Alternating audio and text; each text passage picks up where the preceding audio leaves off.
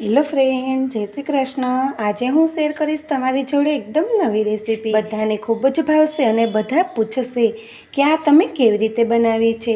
જો તમે એકવાર આવી રીતે આલુ ચીઝ બોલ્સ બનાવશો તો બધાને ખૂબ જ ભાવશે। બાળકોને તો પ્રિય થઈ જશે અને બાળકો તો ખૂબ જ એન્જોય કરશે।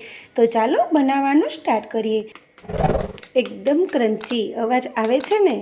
એક આલુ ચીઝ બોલ્સ બનાવવા માટે મેં અહીંયા બોઇલ કરેલા 3 નંગ મોટા બટાકા લીધા છે। બટાકાને મેં સરસ રીતે બોઇલ કરીને મેસરના મદદથી મેશ કરી લીધા છે। ત્યારબાદ તેમાં આપણે 1 નંગ એકદમ ઝીણી કટિંગ કરેલી ડુંગળી એડ કરીશું। મસાલો આપણે વઘાર કર્યા વગરનો મસાલો રાખીશું, મસાલાનો બિલકુલ વઘાર નથી કરવાનો। ત્યારબાદ આપણે શેકેલી સિંગનો 2 ચમચી ભૂકો એડ કરીશું। 2 ચમચી આપણે તીખા મીઠા મિક્સ એડ કરીશું, એનો ટેસ્ટ ખૂબ જ સરસ આવશે। ત્યારબાદ અહીંયા ચીઝ લીધું છે, ચીઝને એડ કરીશું। ગરમ મસાલો એડ કરીશું, સ્વાદ પ્રમાણે નિમક એડ કરીશું। 1 ચમચી આપણે ખાંડ એડ કરીશું। ઓરેગાનો એડ કરીશું। ઓરેગાનો એડ કર્યા બાદ આપણે ચીલી ફ્લેક્સ એડ કરીશું। 1 ચમચી આપણે ટમેટો કેચઅપ એડ કરીશું। 1 ચમચી આપણે શેજવાન સોસ એડ કરીશું। ત્યારબાદ આપણે અહીંયા આદુ, મરચાં, લસણ અને ધાણાની પેસ્ટ એડ કરીશું, જે મેં મિક્સર જારમાં ક્રશ કરીને લીધી છે તે આપણે એડ કરીશું। બધી સામગ્રીને હાથની મદદથી સરસ રીતે મિક્સ કરી લઈશું। એકદમ ચટપટું સ્ટફિંગ આપણું તૈયાર છે। ત્યારબાદ આપણે સ્ટફિંગને બાઇડિંગ આપવા માટે 2 ચમચી ચોખાનો લોટ એડ કરીશું। ચોખાનો લોટ એડ કરવાથી આલુ ચીઝ બોલ્સ આપણા એકદમ સરસ ક્રિસ્પી બનશે અને એકદમ સરસ એનો ટેસ્ટ પણ આવશે। ત્યારબાદ આપણે લીલા ધાણા એડ કરીશું અને સરસ રીતે આપણે મસળી લેવાનું છે। ચટપટું અને સ્પાઇસી સ્ટફિંગ આપણું તૈયાર છે। હવે સ્ટફિંગને આપણે બોલ્સ બનાવી લઈશું।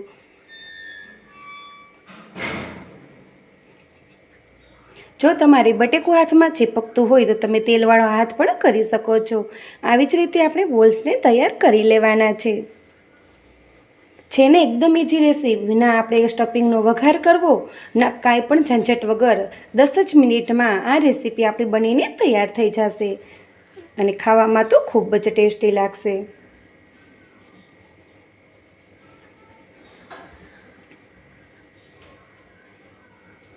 આવી જ રીતે આપણે બધા જ બોલ્સને તૈયાર કરી લેશું। બધા જ બોલ્સ આપણા બની ગયા છે। બોલ્સને હવે આપણે સાઈડ પર રાખી દઈશું। મેં અહીંયા અડધો કપ મેંદાનો લોટ લીધો છે। મેંદાના લોટમાં આપણે થોડુંક પાણી એડ કરીને આપણે સ્લરી તૈયાર કરી લેશું।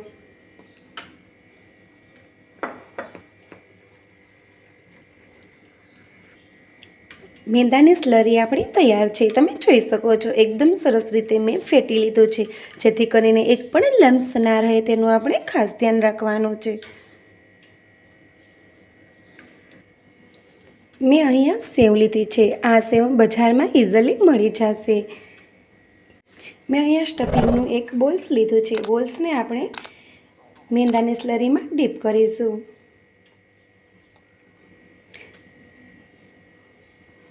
ત્યારબાદ આપણે આ બોલ્સને આપણે સેવમાં ડીપ કરવાનું છે।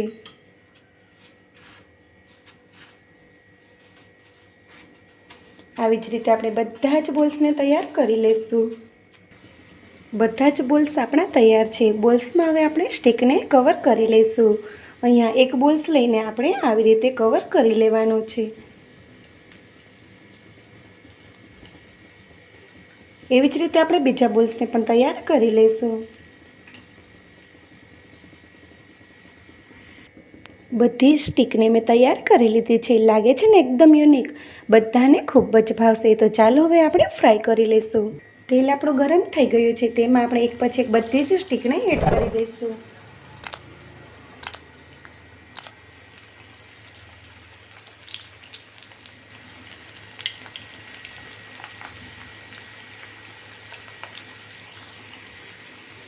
આપણે સ્ટીકને સીધી જ પલટાવવાની બિલકુલ નથી। 2 થી 3 મિનિટ જેવું નીચેથી ફ્રાય થાય ત્યારબાદ આપણે સ્ટીકને પલટાવી લઈશું। 2 થી 3 મિનિટ જેવું થઈ ગયું છે અને એક બાજુ ગોલ્ડન બ્રાઉન કલર થઈ ગયો છે. હવે આપણે એક પછી એક બધા જ બોલ્સને પલટાવી લઈશું, જેથી કરીને બોલ્સ આપણે બંને સાઈડ સરસ રીતે કૂક થઈ જાય.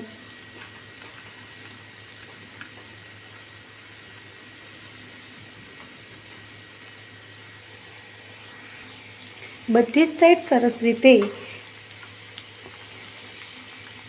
આલુ ચીઝ બોલ્સ આપણા તૈયાર છે. હવે આપણે બહાર કાઢી લઈશું. ગરમા ગરમ આલુ ચીઝ બોલ્સ આપણા તૈયાર છે. લાગે છે ને એકદમ યુનિક રેસીપી. તમે પણ એકવાર ચોક્કસ ટ્રાય કરજો, બધા ખૂબ જ ભાવશે. ફરી મળીશું એક આવી જ નવી રેસીપી સાથે. Thank you friend. જય શ્રી કૃષ્ણ.